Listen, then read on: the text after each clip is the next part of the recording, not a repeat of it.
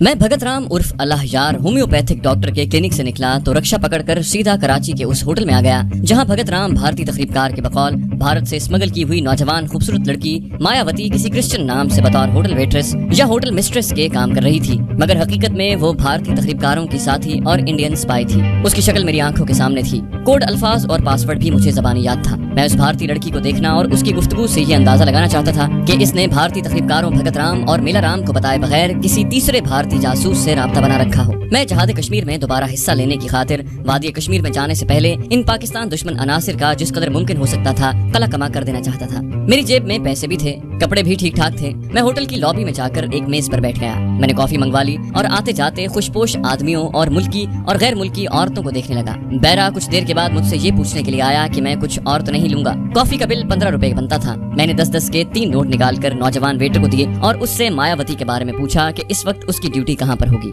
नौजवान वेटर ने मेज पर से कॉफी की प्याली उठाकर ट्रे में रखते हुए कहा, सर वो तीसरे फ्लोर पर होगी। मैंने कहा मेरा एक पैगाम उस तक पहुंचा दो। क्यों नहीं सर? मैंने कहा उससे कहना कि दुबई से उसका कजन जोसेफ उससे मिलने आया हुआ है और लॉबी में बैठा हुआ है। Okay sir. वेटर चला गया। मैंने देखा कि लॉबी के बड़े काउंटर पर जाकर उसने कोने में रखा हुआ फोन उठाकर डायल पर कोई नंबर घुमाया और फिर किसी से बात करने लगा। थोड़ी देर बाद मैंने ऊपर वाली कुशादा सीढ़ियों पर से एक सर्फ कद जैसी गंदुमी रंगत वाली लड़की को उतरते हुए देखा, जिसने होटल की नीली और सफेद वर्दी पहनी हुई थी।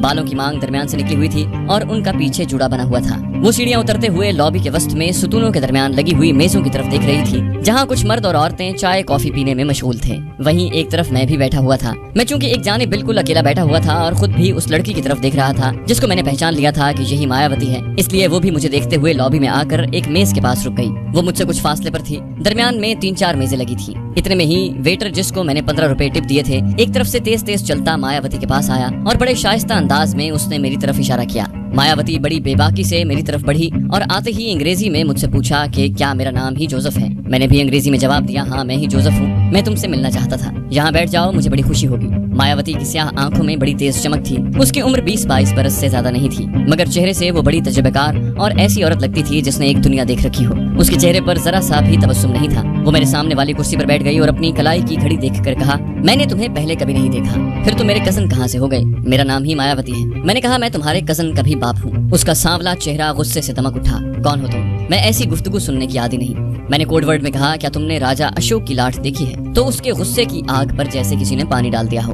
एकदम से उसका लहजा नर्म और पुरस्कार हो गया। उसने सबसे पहले इर्द गिर्द की मेजों की तरफ देखा, फिर मेरी तरफ देखकर मुस्कुराते हुए बोली, नहीं। मैंने कहा कल राजा रंजीत सिंह मुझे कराची की बंदरगाह पर मिला था। इस पर मायावती का चेहरा संजीदा हो गया। कहने लगी, मेरा कमरा दूसरे फ्लोर के कोने में है, उसका नंबर 15A है। 15 मिनट के बाद वहाँ आ जाना, वहाँ बातें होगी। वो उठी और लोगों को ये दिखाने के लिए कि वाकई मैं उसका कजन हूँ मुझसे मुस्कुराकर हाथ मिलाने के बाद वापस चली गई। मैं कुछ देर वहीं बैठा सिगरेट फूंकता रहा, फिर उठकर होटल के अंदर बनी हुई नवादरात की दुकानों की सैर करने लगा। इस तरह जब 15-20 मिनट गुजर गए तो मैं लिफ्ट में सवार होकर होटल के दूसरे फ्लोर पर आ गया। कोने में 15A नंबर कमरा बड़ी आसानी से नजर आ गया था। मैंने आहिस्ता से दस्तक दी। अंदर से मायावती की आवाज आई, कम ऑन मिस्टर जोसेफ। मैं दरवाजा खोलकर अंदर चला गया। बहुत ही मुख्तसर सा कमरा था जिसमें सिर्फ एक बेड लगा था और 2 कुर्सियां पड़ी थी। मायावती पलंग पर लेटी अंग्रेजी की कोई किताब पढ़ रही थी। जल्दी से उठकर बैठ गई। उसने मुझसे अंग्रेजी में ही गुफ्तगू शुरू कर दी। कहने लगी, क्या तुम पिंडी से आए हो या अमृतसर से? मैंने कहा मैं अमृतसर सेंटर से पिंडी कर्नल चड्डा के पास आया था, वहाँ से कराची भगत राम और मेला राम और तुमसे जरूरी मीटिंग करने आया हूँ।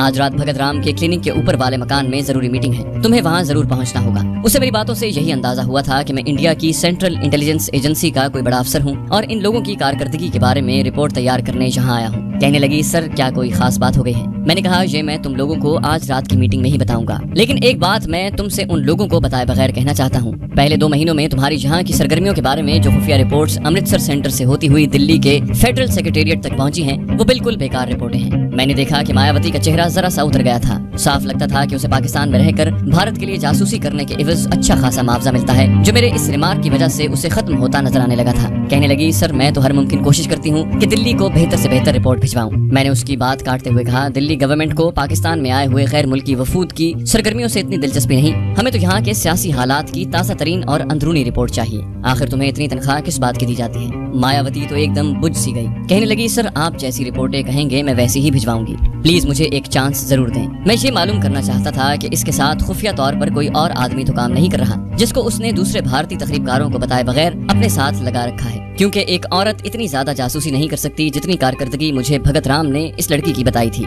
मैं मैंने कहा, दिल्ली की फेडरल एजेंसी का ख्याल है कि तुम्हारे साथ किसी मर्द को भी यहाँ लगा दिया जाए और तुम्हारी तनख्वाह में से आधी रकम काट कर उसे दी जाए।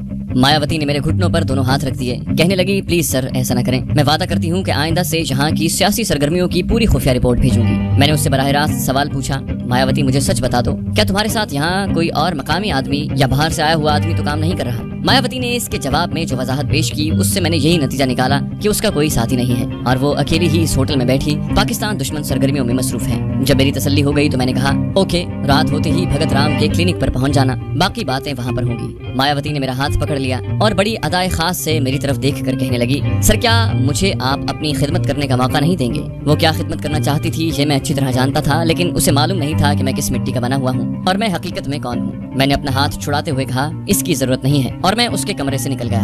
मेरे लिए वक्त गुजारने का यही एक बेहतरीन जरिया था कि किसी सिनेमा हाउस में बैठकर फिल्म देखूं। चुनाचे मैं सदर के एक सिनेमा हाउस में आ गया।